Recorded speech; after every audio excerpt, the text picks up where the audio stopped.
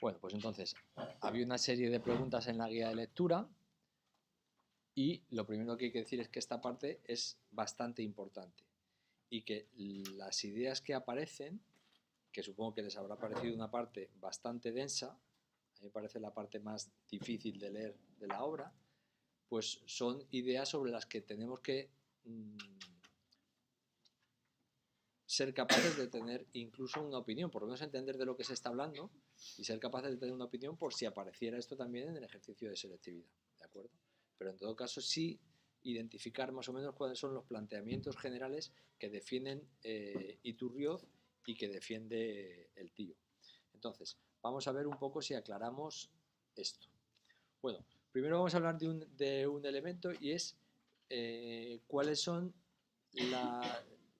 una pregunta que puede guiarnos. ¿Por qué la novela se llama así? Cuando una obra, el autor le pone título, es porque cree que condensa el sentido central, le da coherencia a la obra poniéndole ese título. Entonces, esta obra se llama El árbol de la ciencia. Y justamente en esta parte hablan de eso. Entonces, ¿por qué la obra se llama El árbol de la ciencia? ¿Qué es lo que simboliza el árbol de la ciencia en la obra, o sea, en la interpretación que hacen los personajes, y por qué la obra puede llamarse así? ¿Quién tiene una respuesta para esto? A ver, Rocío.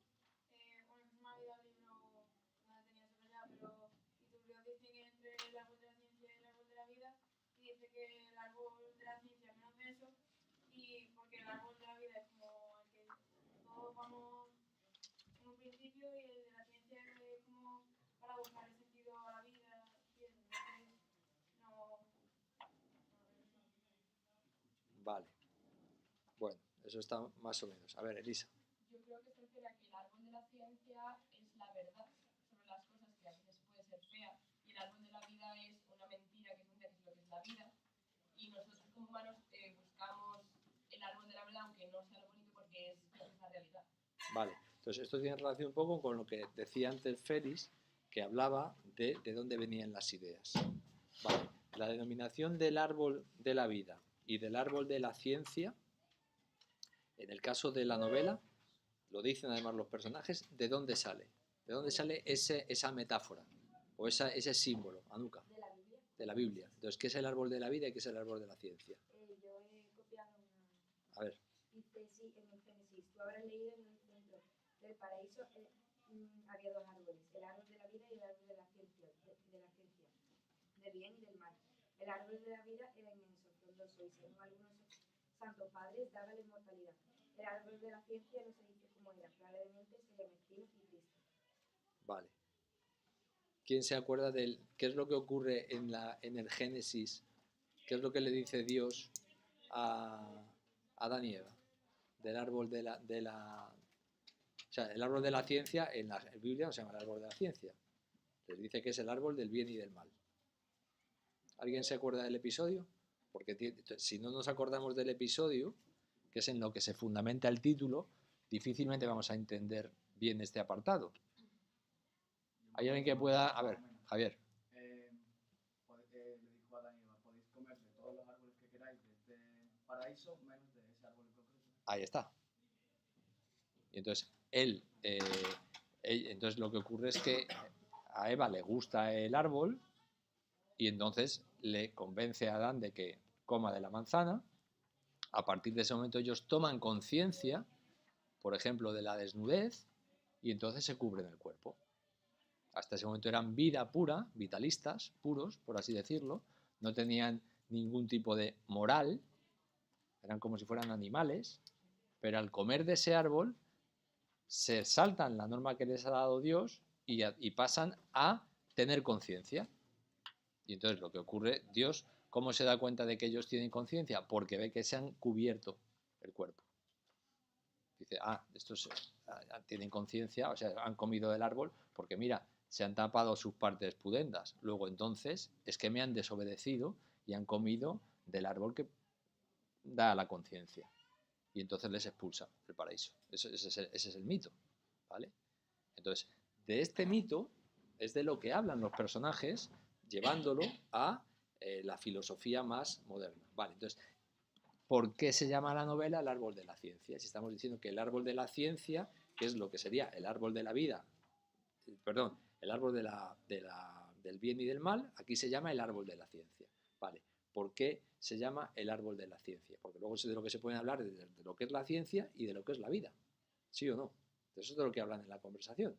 Vale. Jaime. Porque Andrés Hurtado está intentando buscarles sentido a la vida a partir del árbol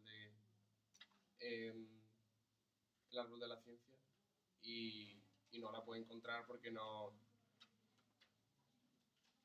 porque el árbol de la ciencia no le da respuesta a todo lo que él quiere encontrarle respuesta. Más o menos, esa es una buena explicación. Efectivamente. Él tiene conciencia y quiere, a partir de su conciencia, a partir de la moralidad, le quiere dar sentido a la vida, pero no es capaz de hacerlo. Y además ve que existe una disociación entre lo que es la vida y lo que es, lo que podríamos decir, la conciencia sobre la vida, la moralidad, ¿de acuerdo?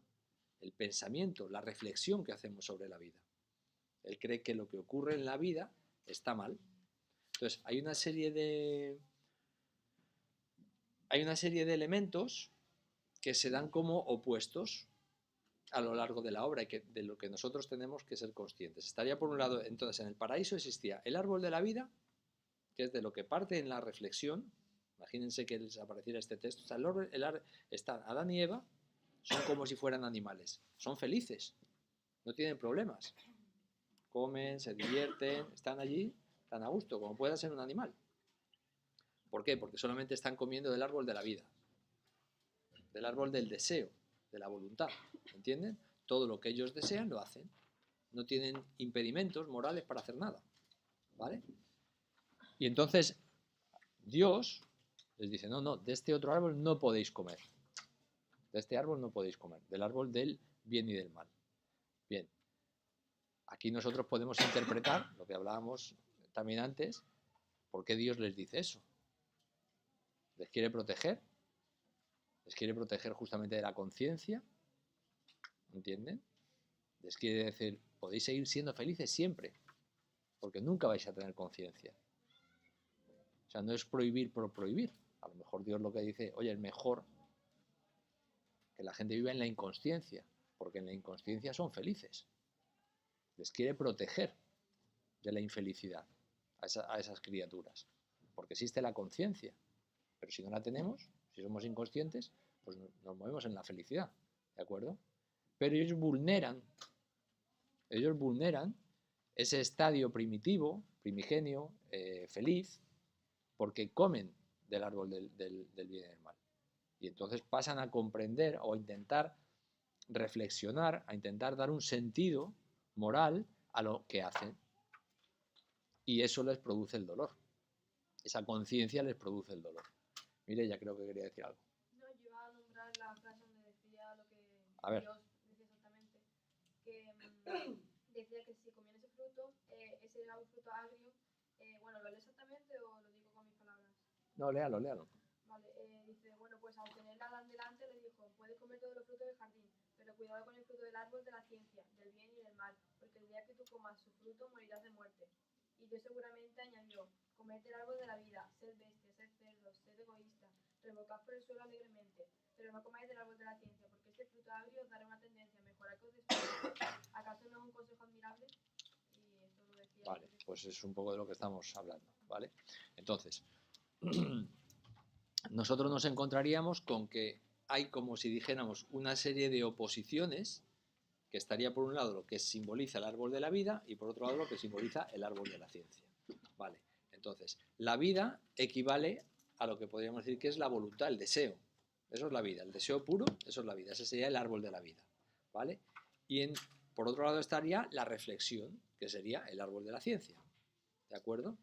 Si se dan cuenta, lo que vemos en los personajes es que cuanto más desea alguien la vida, más inconsciente es. Es decir, cuanto más se manifiesta en él de manera pura el deseo, más inconsciente es. Podríamos, por ejemplo, poner un bebé. Pero no solamente un bebé, piensen en personas que conozcan. Porque lo que tienen que pensar es si esto que está diciendo el libro es verdad o es mentira.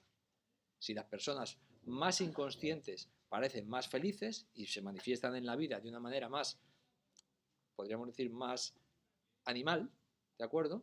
Y sin embargo, las personas que son más reflexivas son personas más, podríamos decir, más pasivas, más sedentarias, se mueven menos, ¿vale?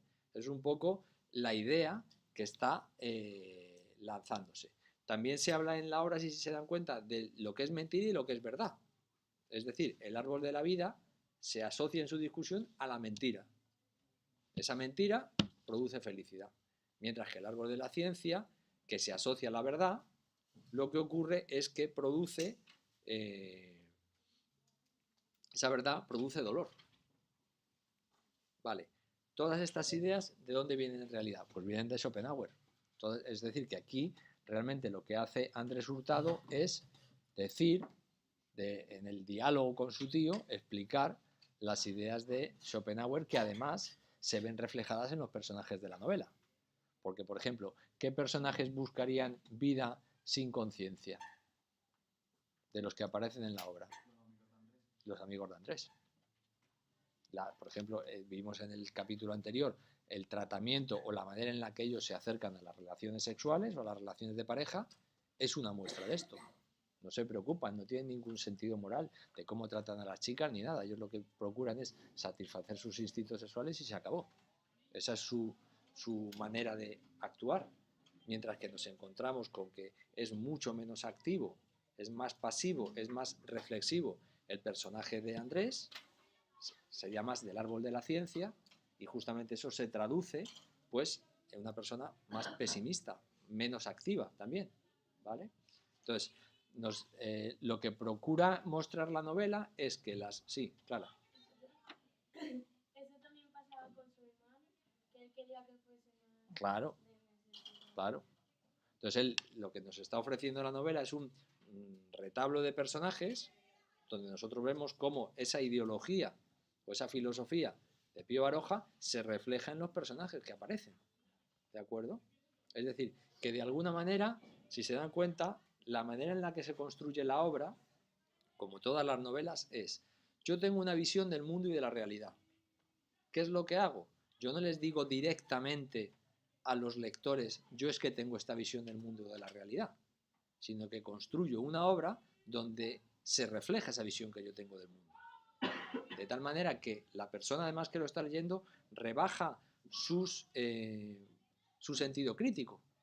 Es decir, no se da cuenta en ocasiones, en esta novela sí, porque en esta parte cuarta es que claramente se nos está diciendo lo que opinan los personajes y sabemos que es el trasunto de Pío Baroja, pero si nosotros no sabemos eso, podemos pensar simplemente que es que la vida que realmente es así.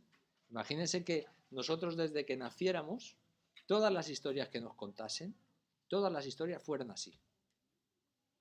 Nosotros tendríamos una sensación, una percepción de la vida como que la vida es así. ¿Cómo son los cuentos que se les cuentan a los niños? ¿Acaban bien o mal? Bien. Eso hace que el niño adquiera una confianza en la realidad. Porque cuando las cosas están mal, las cosas se arreglan. Y cuando él tenga un problema, como desde pequeño ya está acostumbrado a ver que las cosas acaban bien, pues dirá, es que esto va a acabar bien. Porque todo lo que me han contado acaba bien. ¿Entienden lo que quiero decir? Entonces, nosotros, cuando ya llegamos a una edad, nos damos cuenta de que hay cosas que están bien, hay cosas que están regular, hay cosas que están mal, hay cosas que acaban bien y hay cosas que acaban mal. Y cuando vemos una historia, pues vemos que hay historias que acaban bien, hay otras historias que acaban regular y hay otras historias que acaban mal.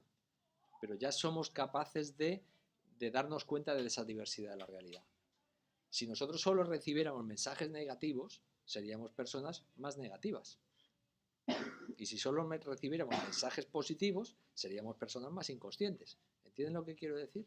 Es decir, que de alguna manera, cuando nosotros estamos recibiendo una película, un programa de televisión, una novela, lo que se nos está mandando es una manera de interpretar el mundo. ¿Cómo es el mundo? Y cada uno de nosotros llega a una serie de conclusiones en función de las experiencias y de las lecturas y de las ideas con las que va tomando contacto. Vale. Entonces, otra de las oposiciones que se habla aquí es de la ficción. De la ficción que tiene que ver con la religión. Porque saltamos a otro tema del que podemos hablar. ¿Cuál es la visión que tienen los personajes acerca de la religión. ¿Podríamos decir que son personajes religiosos? ¿Son ateos? ¿Son laicos? O sea, ¿cuál es la visión que tienen de la religión los personajes y en qué citas podemos encontrar eso?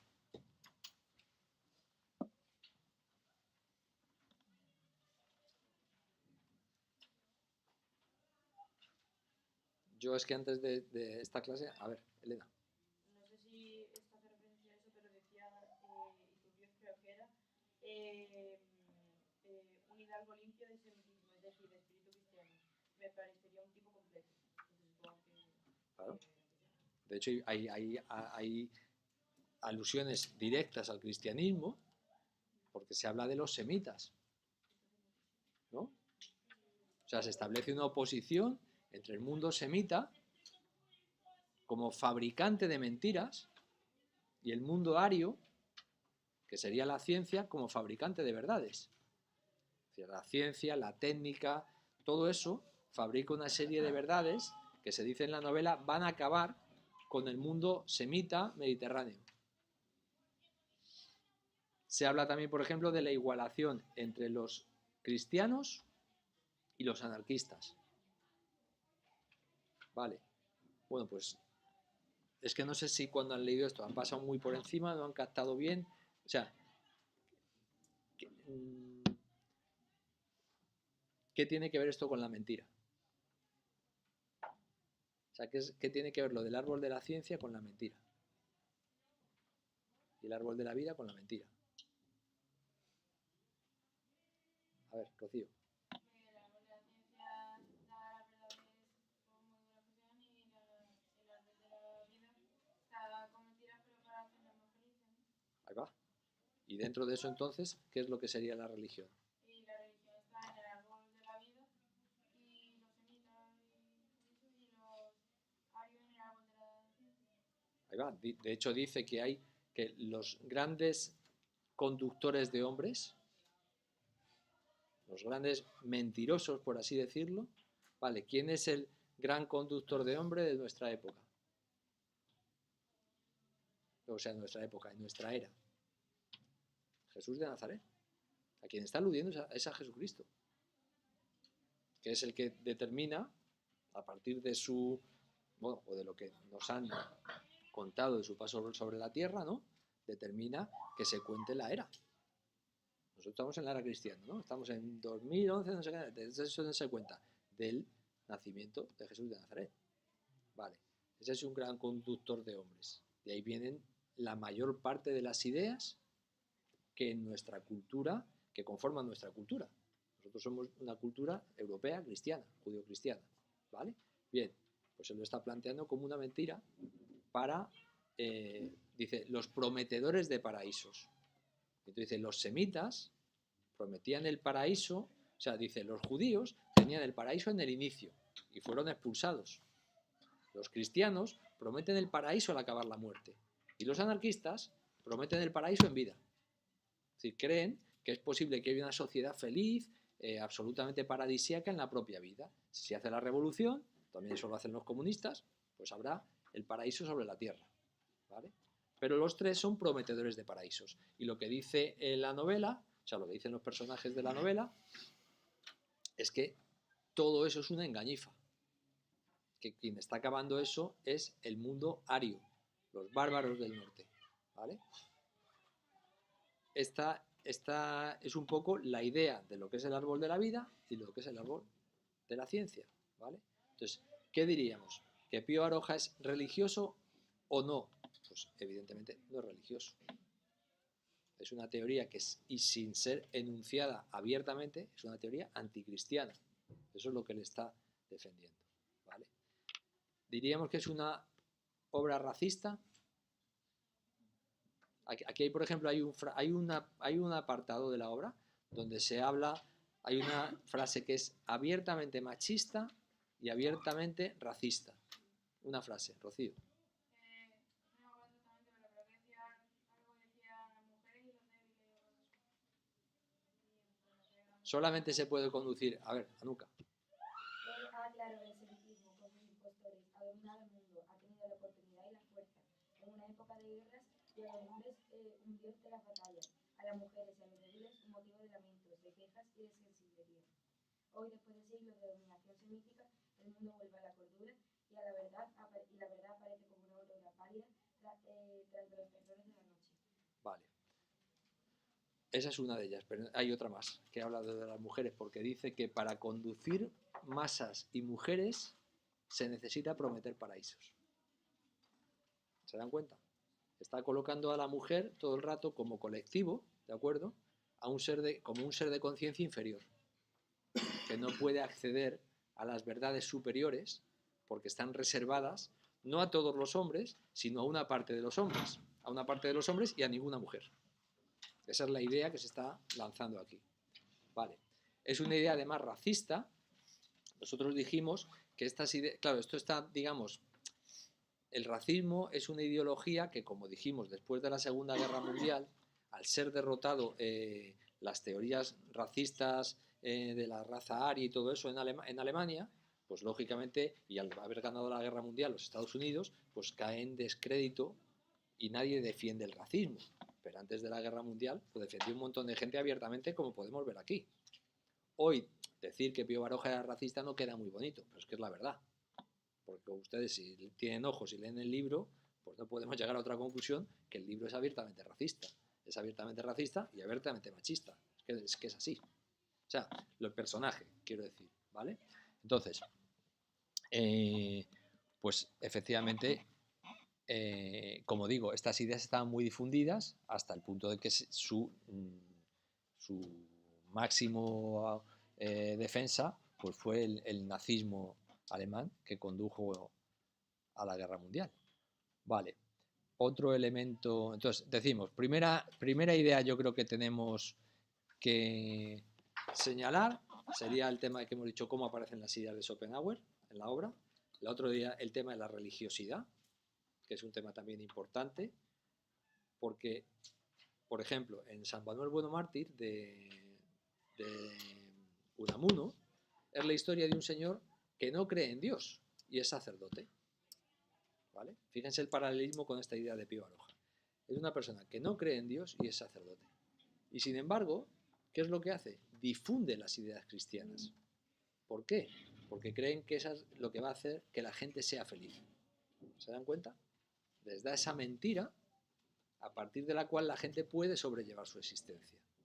Es una religiosidad falsa que sin embargo provoca felicidad en los seres humanos, y es un poco en lo que se basa esto, ¿no? O sea, que es una idea muy de la generación del 98. ¿Por qué? Porque todos están influidos por la filosofía irracionalista de Schopenhauer.